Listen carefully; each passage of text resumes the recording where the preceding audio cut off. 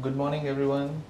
It is my pleasure and honor to welcome you all on behalf of the Theosophical Society in general and Adyar Library in particular for yet another session of libraries as communities.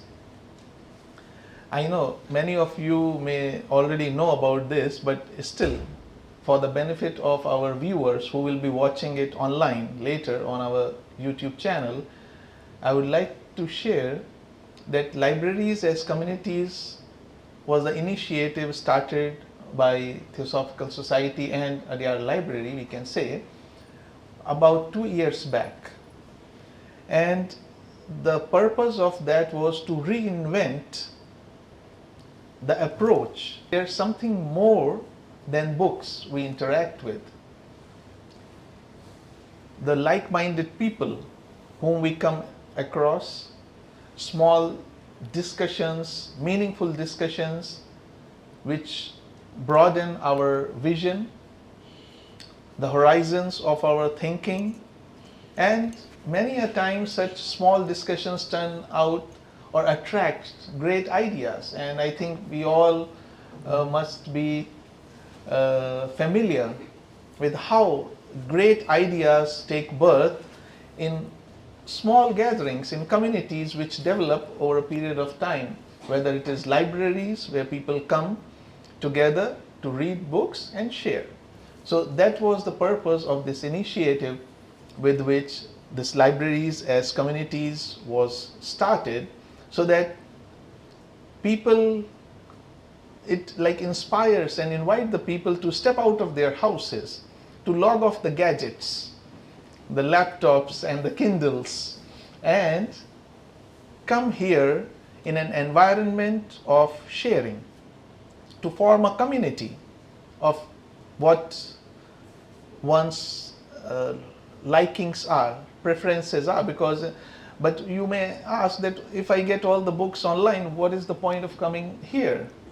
And that is something very special about Adyar Library, because here we have such a large treasure of rare books, manuscripts and journals which are not available anywhere else in the world, leave aside the online world. And all thanks to Colonel Olcott, for whom this was a dream project, one of the dream projects that he had. He had several dream projects, and we are seeing all of them flourishing now, but this was one of the dream projects, and that was started in 1886 with the small number of books of the founders, Colonel Olcott and H.P. Blavatsky's books, which they themselves authored. They started the library with those books, and today I think we have come a long, long way from that, thanks to all the successive presidents of the Theosophical Society, who in their own way maintained, improved and expanded the treasure of the Adyar Library. And more people, researchers from all over the world are coming today to access all those books in different languages: Latin, English, Sanskrit, Chinese, Tibetan. We have more than about 20,000 manuscripts on palm leaves.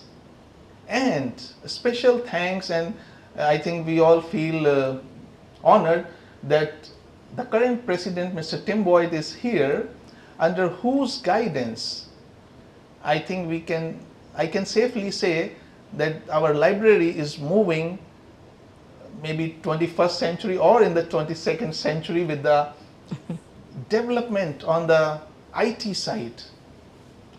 In the coming times, we may be able to access the website of the library from anywhere in the world, which books we have, the status, the conditions, and no need to, spend time in searching for the book, and then people can come and request for those books. So all this continuation of efforts for this valuable treasure that we have is ongoing, And that is why this small introduction about the libraries I wanted to share with you all and our online friends, that they know.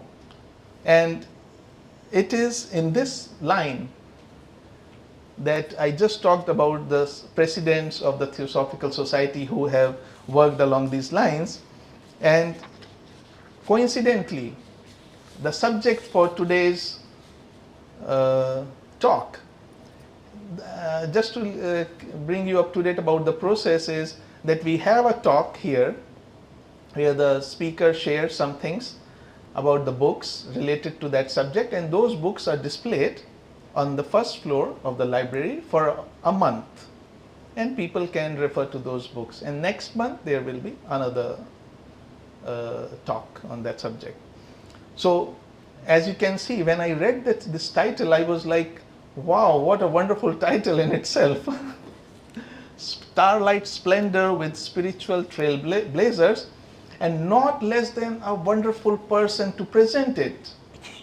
And I would like to say that our speaker for today, Dr. Revathy, is one of the most wonderful, always cheerful, ready to serve. No matter you call her 1 o'clock in the night, 2 o'clock in the night for something, she's always there to help.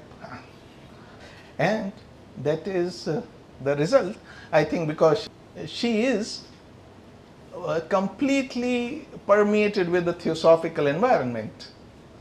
She has been born and brought up in this very campus, daughter of late Mr. K. Ramanathan, who was a long-time worker of TS, and she did her schooling at the Besant Theosophical High School, Adyar. She did her medical degree in pediatrics from Kilpak Medical College, Chennai. Did her post-graduation in Institute of Child Health and Hospital for Children. And after her graduation, she joined Tamil Nadu Medical Services and served in various institutions for more than 30 years. And she is also specialized in public health and child health nutrition. Received the Best Performance Award for the Government of India for implementing successfully the various ongoing health programs in rural areas. Apart from that, apart from her professional activities, which I think she is very passionate about, is the Theosophical Order of Service, which plays a major role in coordination of medical services for the less privileged. She also gives medical help and care to preschool children at the Social Welfare Center, Adyar, and help the physically challenged children at community-based rehabilitation center in the city. On many occasions, she has been interviewed by Doordarshan. I mean, those in India know Doordarshan is a television channel which just like other television channels, on various subjects relating to child health. Also, she has been a voice on All India Radio and addressed the listeners on various topics relating to public health. So without wasting any time, I invite Dr. R. Revathy to share her presentation on Starlight Splendor with the Spiritual Trailblazers. Yes, Dr. Revathy. thank you. Respected International President of the Theosophical Society, Brother Tim Boyd, and the International Secretary, Sister Maria, and also Director of Adyar Library and Research Center, Radha Ma'am, and Librarian Jai Shri Kannan, and also dear brothers and sisters. I am greatly privileged and also fortunate to take part in the lecture series of libraries as communities. First, let me pay my homage to our founder HBB and co-founder Henry Steele Olcott. They both founded the TS in 1875 in New York. HBB gave us Theosophy, the Divine Wisdom, and Henry Steele Olcott gave this great organization, the Theosophical Society, which has grown up from strength to strength over the last century and a half.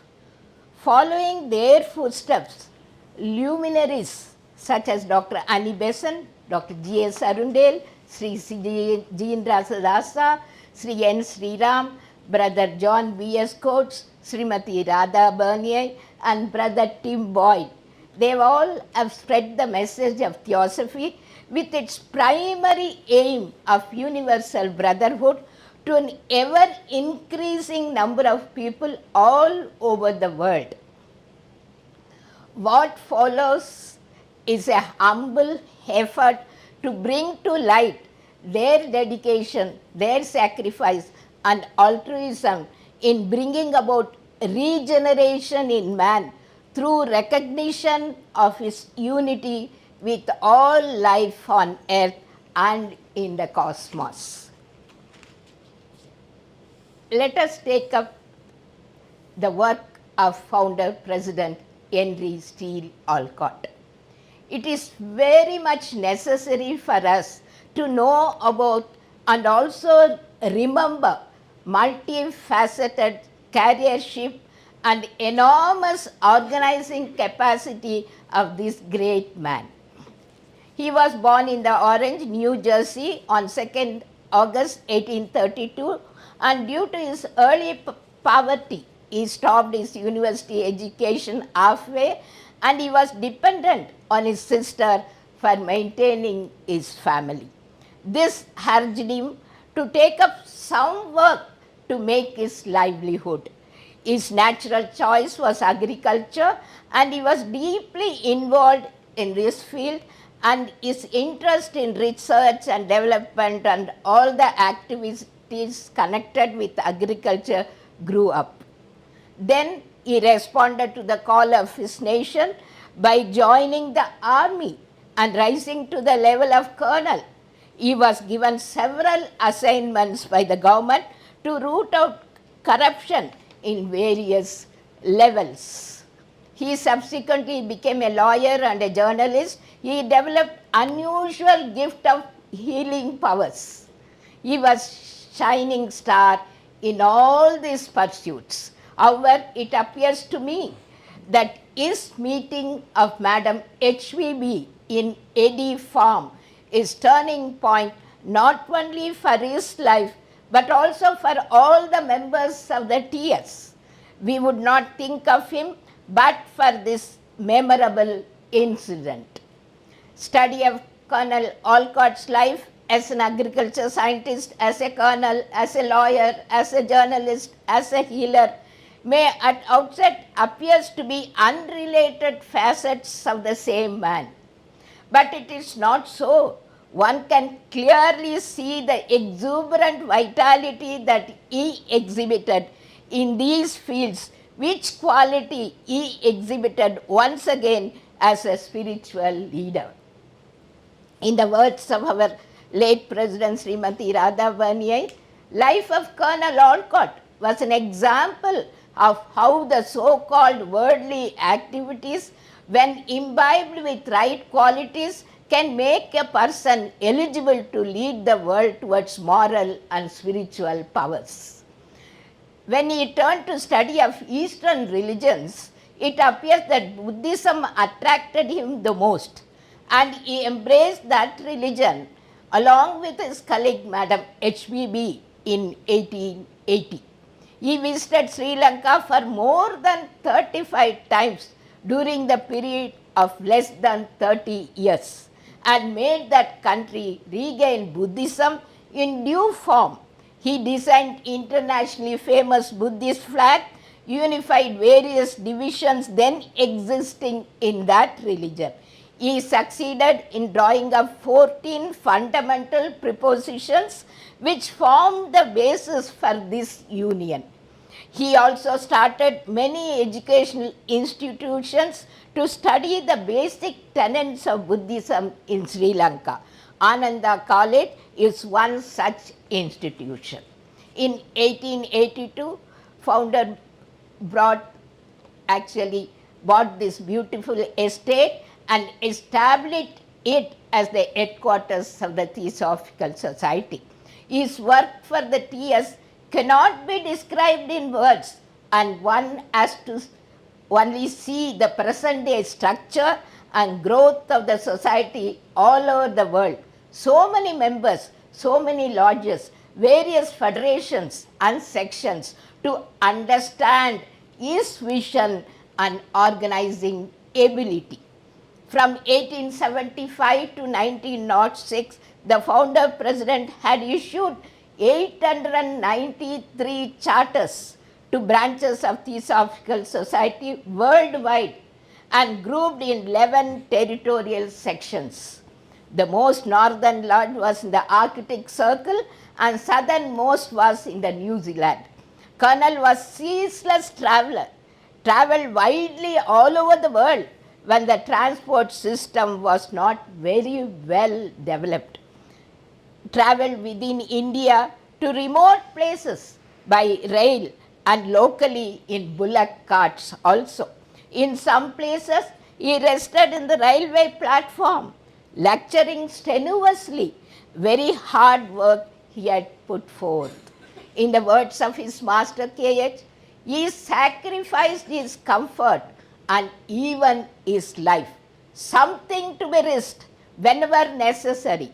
Who will eat any food or go even without sleep on any bed, work in any place, fraternize with any outcast, endure any privation for the cause. The Adyar Library and Research Center, of course, brother has given a detailed thing about the Adyar Library and Research Center. Is the major work of the founder president. He wanted the library to collect not greater number of books, no, but books with great value. He made the high priest of all the religions to assemble in the same platform and recite their prayers on the inaugural day. Another important work of our president was starting educational institutions, mostly for poor and underprivileged children in various parts of the city. He wanted these children to study and know the values of their own religion in right perspective. And Colonel Olcott had a fine eye for aesthetics. 5 sculptured trilithons, that is 3 stone pillared gateway or arch, which are made centuries old and bear the wealth of carved symbols connected with Hindu mythology, were brought from ruined temples in South India and also Andhra Pradesh and erected at selected spots on the ground. In the words of his own masters, Olcott has preferred the good of many to his own personal benefit. What better credential can be given to the work of this great and noble soul than these authoritative words? He passed away on 17th February 1907 at Adyar. His last message dated 7th February 1907. To my beloved brethren in the physical body, I bid you farewell. In memory of me, carry on the grand work of proclaiming and living the brotherhood of religions.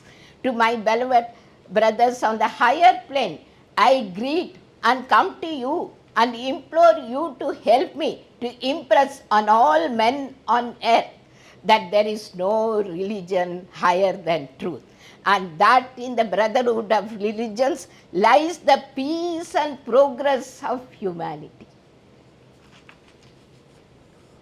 Annie Besant.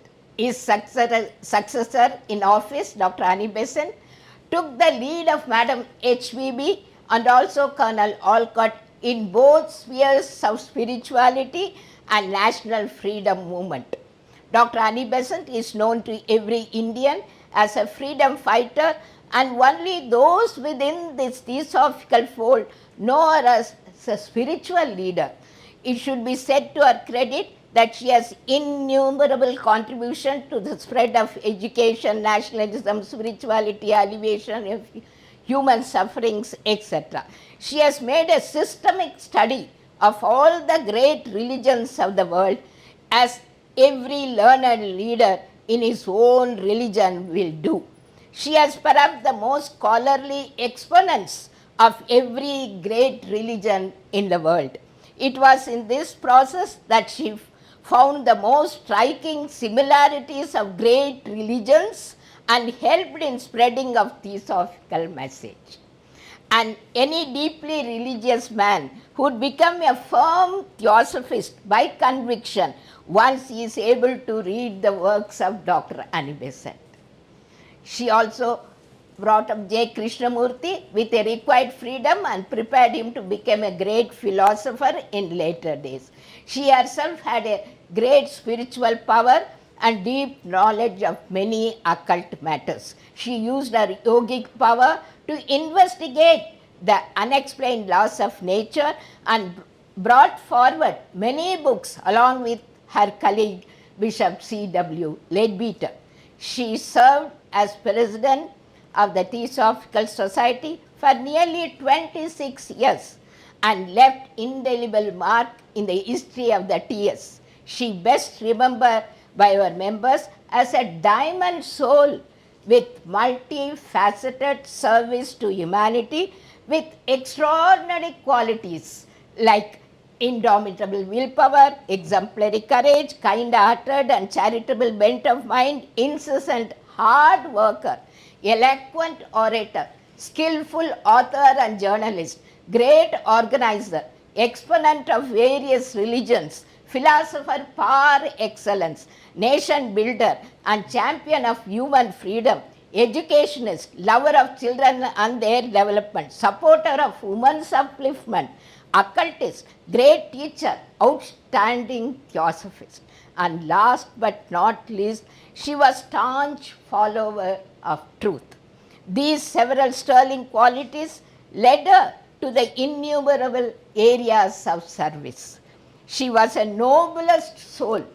In the words of our president, Mrs. Radha Burnier, her life was an example of karma, bhakti and jnana yoga, a life of utter selflessness dedicated to the welfare of others. She lived for truth and love. The keynote of Dr. Besant, all varied activities, was her unswearing adherence to truth. To quote from her own words, "She, the truth, may lead me into wilderness, yet I must follow her. She may strip me of all love, yet I must pursue her. Though she slay me, yet I will trust in her, and I ask no other epitaph on my tomb. She tried to follow truth." So next president is G.S. Arundale, George Sidney Arundale. He was the third president of the Theosophical Society from 1934 to 1945. He was a dynamic, inspiring leader, closely associated with Annie Besant in her many-sided work. C. Jinarajadasa, who succeeded him, said that Arundale typified brotherhood in action. G.S. Arundale was born on 1st December 1878 in Surrey, in England. His mother having died at childbirth, George was adopted by his aunt, Miss Francisca Arundale, who had joined the society in 1881 and often welcomed Madam HVB as her guest. So thus providing an opportunity for young George to meet her. He was educated partly in Germany, partly in England, and in 1900 graduated from St. John's College, Cambridge. Then on Dr. Besant's invitation, he came to India with his aunt to become professor of history at the Central Hindu College, Varanasi. In 1907, he was appointed headmaster of the Central Hindu College School and later principal of the college. He was very popular with both teachers and students, for he had a great understanding of youth with whose welfare he concerned himself all his life. He joined the Theosophical Society as a member of the London Lodge in 1895. He became the Assistant General Secretary of the European section of the Theosophical Society, and it was there that he met Annie Besant. He was the General Secretary of the Theosophical Society in England between 1915 to 16. He frequently addressed the Theosophical conventions. He returned to India again to assist Annie Besant in her political activities. The organizing secretary of the All India Home Rule League, and was interned by the government along with Annie Besant and B.P. Wadia for 3 months in 1917. He married Rukmini Devi in 1920 and a gifted Bharatanatyam artist, and supported her in all her work for the revival of that art. Arundale was the General Secretary of the Australian section from 1926 to 1928. There he started the journal Advance Australia, and also instrumental in setting up the first Theosophical broadcasting station 2GB. There he undertook lectures, tours to various places in Australia and also to America and Europe between 1931 to 34. When Dr. Annie Besant died in 1933, Dr. Arundale was elected President of the Theosophical Society. From 1934, he worked out a 7-year plan which included the development of Adyar and ensuring the solidity of the society. He launched a campaign on straight theosophy that encouraged the study of basic theosophical principles. Next campaign was entitled There is a Plan, followed by Understanding, and then Theosophy, Next Step. So one of the finest contributions to the society's work by Dr. Arundale is best described by another slogan he invented, that is, together differently. He invited Madam Maria Montessori and got the teachers from India and the other countries trained by her. Unity of India and the development of greatness in the individual were the two special themes for him. In memory of Dr. Besant's love for youth and students, Dr. Arundale established in 1934 at Adyar the Besant Memorial School. He believed in education for life, not for livelihood. In 1941, Dr. Arundale was conferred the honorary degree of Vidya Kalanidhi, meaning storehouse of heart and wisdom, by the old and much respected institution Sri Bharat Dharma Mahamandal of Varanasi for its extraordinary merits and excellent qualities. Dr. Arundale was known not only for his theosophical work, but also for his interest in co-Freemasonry and the Indian Scout movement, being for some years he was provisional commissioner for Madras province. And also in 1925 onwards, he joined the Liberal Catholic Church and later became one of its bishops. So his many books included Kundalini and Occult Experience, Lotus Fire, A Study in Symbolic Yoga, Nirvana, Mount Everest, and book on discipleship and you. He passed away on 12th August 1945 at Adyar. So our fourth president of the Theosophical Society was C. Jinarajadasa. He was fondly called as CJ or Raja. Continued the work with clear understanding of the world of men and affairs. Curuppumullage Jinarajadasa, C. Jinarajadasa, was born on 16 December 1875 in Ceylon, Sri Lanka now, of Sinhalese and Buddhist parents. His association with theosophy began at the age of 13 when he met C.W. Leadbeater, and also he met Madam H.P. Blavatsky in 1889. He became the member of the Theosophical Society on 14th March 1893 through the London Lodge. He studied at St. John's College, Cambridge. He took his degree in Oriental languages and later degree in law. Then for some time he worked as vice principal of Ananda College in Colombo, Ceylon.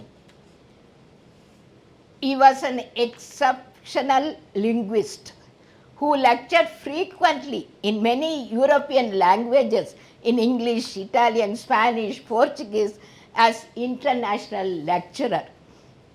He gave many convention lectures at Adyar. He was vice president of the society from 1921 to 28 under Dr. Annie Besant's leadership, and also editor of the Theosophist during those years. As president, when Dr. G.S. Arundale died in 1945, CJ was elected as the president of the TS. Despite his ill health and difficult years during the post-war period, he carried on his ceaseless work for the TS.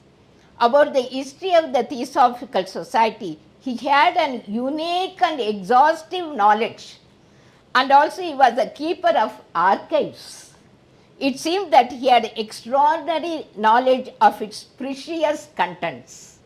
He founded the School of the Wisdom at Adyar for the study of Theosophical teachings in depth, as given in the textbook, but primarily because a student knowing these things could with widened vision sit in the center of his own being and enjoy clear day in his understanding of the world of men and affairs.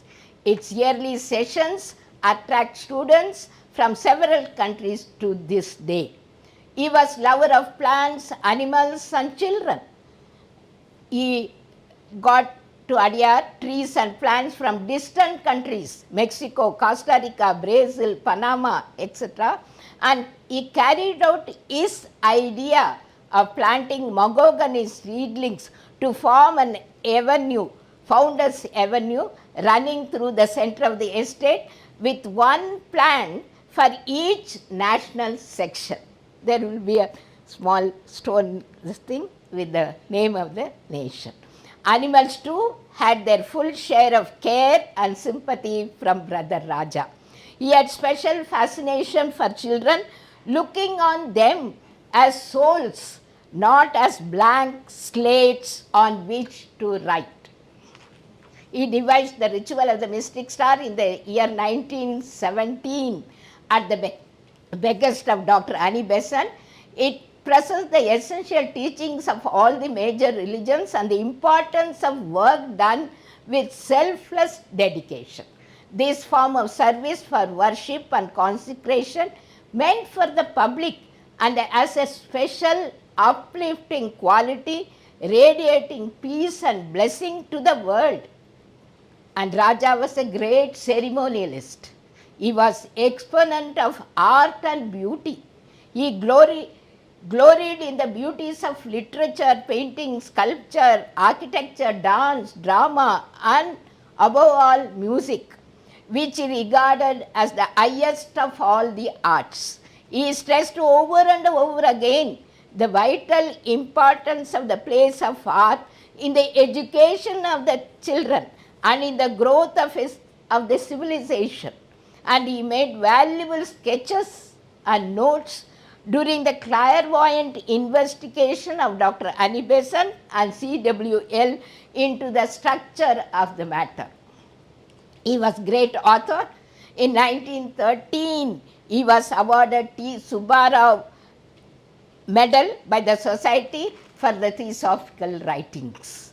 His Golden Book of the Theosophical Society, issued in 1925, giving the history of the society up to that date, and his other writings were he compiled and published the 2 volumes of letters from the masters of the wisdom. Then other books are in his name, Flower and Garden, The Mediator, etc. All these books are source of inspiration to thousands of readers. He died in June in 1953, few months after relinquishing the presidency of the society.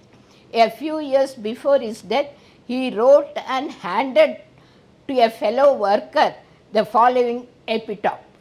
He loved children, the sea, Beethoven, Wagner's Ring, the Hallelujah chorus, and his gospel with Ruskin. This epitaph sums up the nature of the ardent worker who became president because of his great aspiration to serve. Our fifth president of the Theosophical Society was Sri N. Sri Ram. He was president from 1953 to 1973, 20 years. And Sri Ram was born on 15 December 1889 in Akilandapuram, Tanjavur in South India, into a Theosophical family. He went to Hindu high school in Madras in Triplicane and then obtained his bachelor degree in mathematics from the University of Madras. He did not complete his master's degree, however, for by that time the theosophy had entered his life and he was completely engrossed in working for Dr. Annie Besant as a young assistant. He was closely associated with her social, political and educational and other activities and helped her in editing New India, a daily newspaper that was influential in the struggle for India's freedom. Actually, he began his career in the TS as a teacher in Theosophical School founded by Dr. Besant. Later, assisting her in her journalistic activities and work for Home Rule League, and also helped in drafting Commonwealth of India Bill presented in the British Parliament in the 1920s.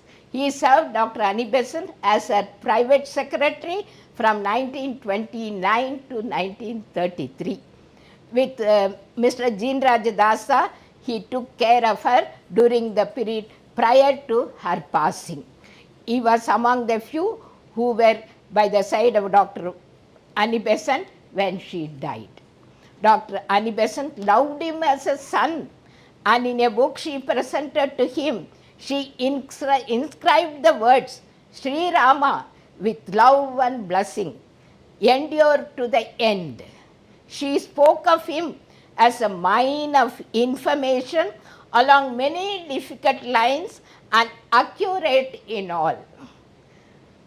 Brother Sri Ram was a saintly person and was content to work quietly in the background. Although he had held every office at Adyar under 3 presidents, he worked under Dr. Annie Besant and Dr. Arundale and also under CJ. He was little known outside India until a year or so before his own election as president in February 1953. When CJ's period of office came to end, he was nominated by CJ, describing him as the wisest person he knew. For the first time in the history of the Theosophical Society, an outgoing president installed the newly elected one. The outgoing president was CJ and incoming president was Brother Sri Ram. By the time he became president, 5 books of Sri Ram had already been published, covering the whole field of theosophy, expressed in modern idioms. Thoughts for aspiration, the human interest, the theosophist looks at the world, an approach to reality and man, his origins and evolution, etc. Underlying themes in this book is that central truth of theosophy is that there is a unity behind all diversity. At Adyar, he worked long hours but was always available to guide members and visitors on matters of business, personal problems, or the broad field of theosophy. He had a quick grasp of the essentials of whatever subject was under discussion and expressed his views with shrewdness and wisdom. He could be firm but was always kind and tolerant. His spontaneous answers to questions at conventions and summer schools were masterpieces of clarity, tact, and breadth of understanding. During his presidency, Brother Sri Ram encouraged the forward-looking, open-minded attitude to theosophy and the work of the Theosophical Society. He never sought publicity or projected his personality. This quality was reflected in his attitude to the Adyar estate, which he felt quite strongly should be essentially an ashrama, a center of peace in the midst of the noisy world, a tranquil focus through which the forces of harmony could radiate undisturbed. He travelled extensively in India as well as in Europe, England, USA, both South and Central America, New Zealand, Africa, Pakistan, Bangladesh, Burma, Sri Lanka, lecturing which included practically all aspects of life and activity, included ethics, behavior, education, peace, economics, justice, science, arts, and other problems. It is to Sri Rama's credit that in the 20 years of his presidency, he changed the entire emphasis of theosophical perspective. During his period, a new and handsome building was erected at the international headquarters for the Adyar Library and Research Center as the library had expanded, and also new building for the Vasanta Press and equipping it with suitable machinery. He presided over the World Congress in Salzburg in Austria in 1966. He passed to peace on 8 April 1973. His most valued legacy perhaps was summed up in his own words. Of all the arts that exist, living demands the highest quality of intelligence and is the most exacting. The experience of living is ultimately the experience of a nature in ourselves which shows itself as beauty, as love, as truth.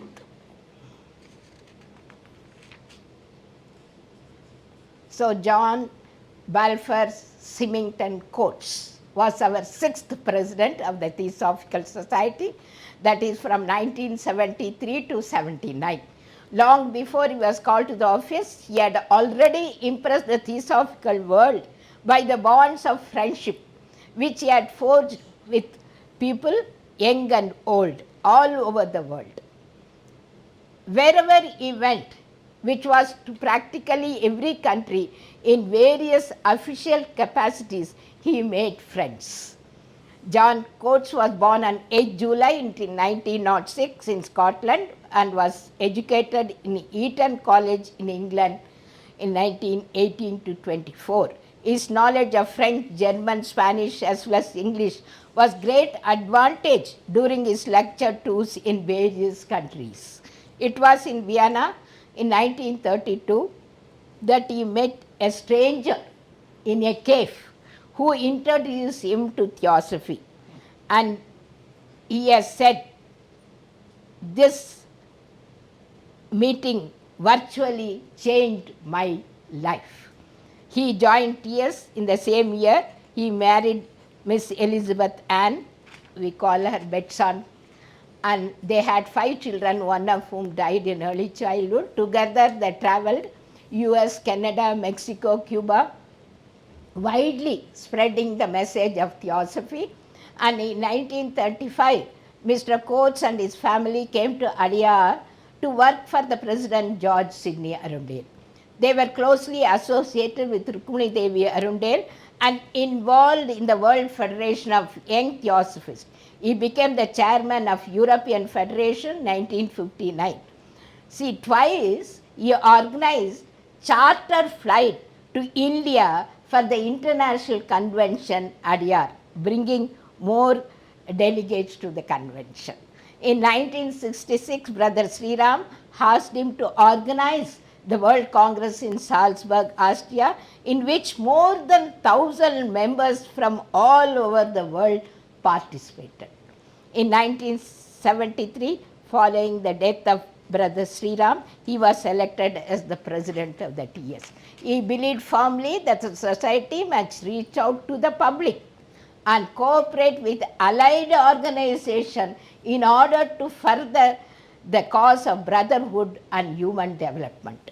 He also encouraged the publication of literature which would present theosophical principles in an appealing manner to people of different temperaments and background. He saw Theosophist magazine as a potentially powerful means of drawing the attention of the public to the society and to the extensive body of truth known as Theosophy. For this purpose, he wished to provide articles of some depth for the more serious students, but also lighter articles of wider appeal.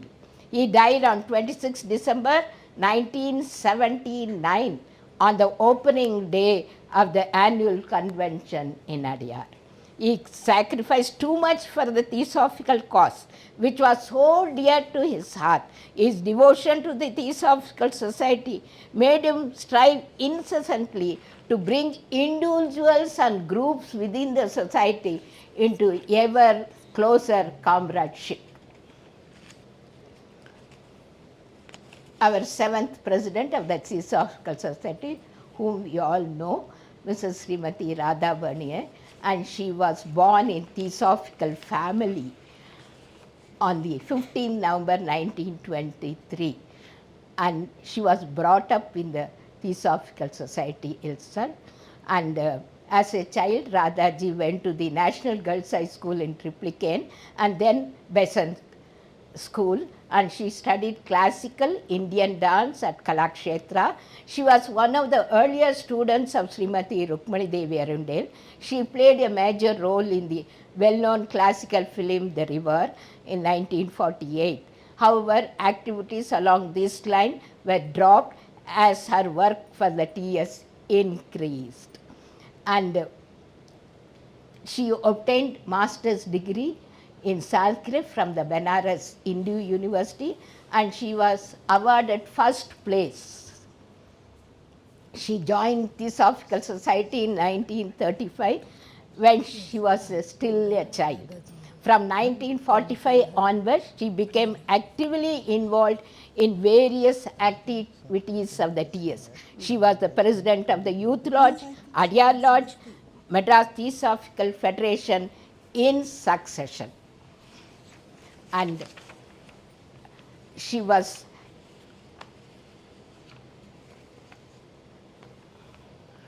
supervised the research and publication work of Adyar Library and Research Center as the assistant director and director from 1959 to 79, nearly 80, and she was editor of its journal. She translated several Sanskrit work, and important one is Hatha Yoga Pradipika, well-known manual on Hatha Yoga, and Sangeeta Ratnakara, a classical work on music and dance. Radhaji was General Secretary of Indian Section for 18 years, 1960 to 78, and brought distinction to the post. She took up the presidentship of the TS on 17 July 1980. She was serving TS in that post for nearly 5 terms. And she founded the New Life for India movement to create all awareness in the Indian youth of right citizenship, right values, and right means. She traveled around the world lecturing on so many aspects of theosophy, with special emphasis on daily living and human regeneration. She has revived contact with J. Krishnamurti, who visited TS thereafter. She concentrated in making Olcott Memorial School as one of the best schools for underprivileged. She also started animal dispensary and other welfare centers at Adyar. She always insists that philosophy, behind theosophy, must remain relevant to the present day issues. She is also the president of the Environmental Society, Chennai, which supports the maintenance of ecological balance.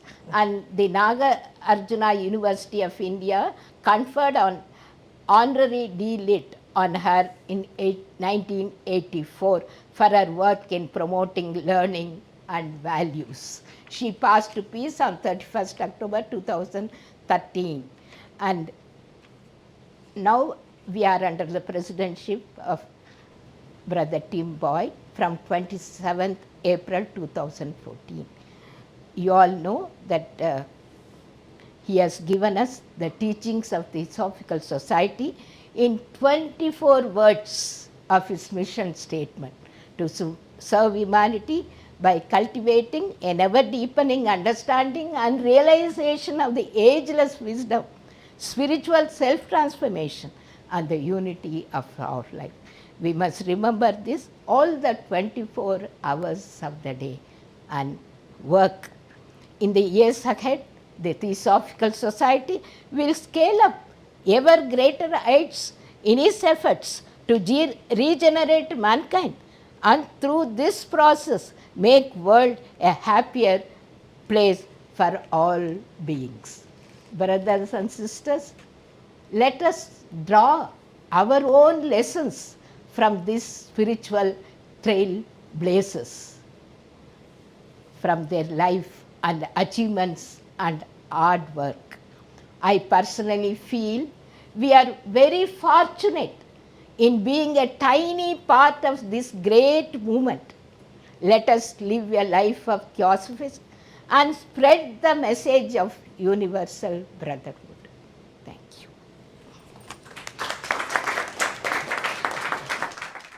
Thank you, Dr. Revathy, for such a wonderful and enlightening session. So many things we didn't know, at least I didn't know from that. And I agree with you that we should be grateful to be a part of such a big and eternal movement of evolution that we right now know as Theosophy.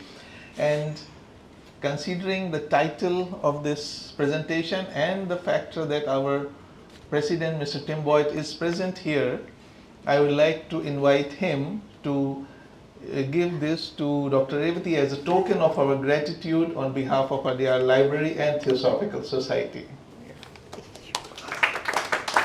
I am grateful to receive from our President.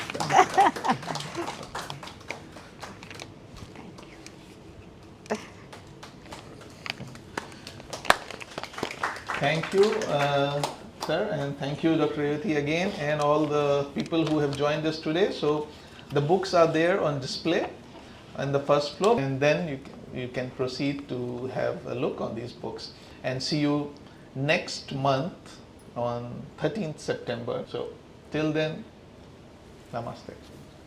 Thank you for coming.